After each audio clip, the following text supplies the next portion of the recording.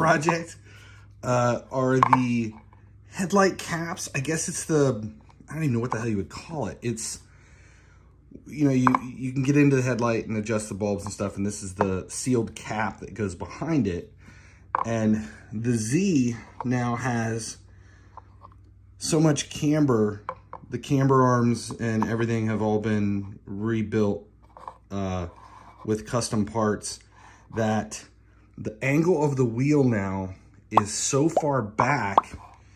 It was there's so much stuff that's going on with this thing to try to get the camber where my son wants it. So he was rubbing the first test. There's been a whole bunch of stuff that's done trying to get it to so that the wheel can angle at this angle in the front and still turn. But the last thing is when he goes to turn, the back of the barrel and the edge of the tire was rubbing the headlight bucket. So it rubbed a hole, just on the first test drive, rubbed a hole right in it.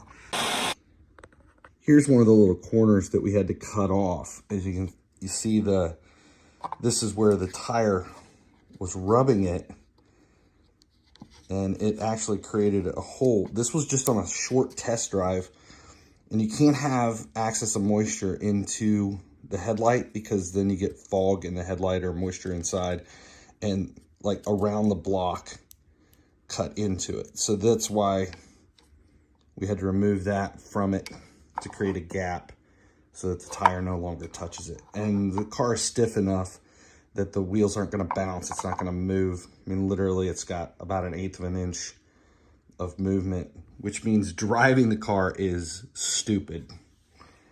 And when I say stupid, I mean, yeah, it's no fun. So there's a lot of space in here that's not necessary. I think there's like a 1-inch circle in the middle that needs to have space, but we ended up taking that section, using a Dremel and cutting it out, and then just got some light plastic and cut it and glued it in. Gorilla glued it in place, and then what you can see that's clear is epoxy resin to seal it, because these are the headlight buckets.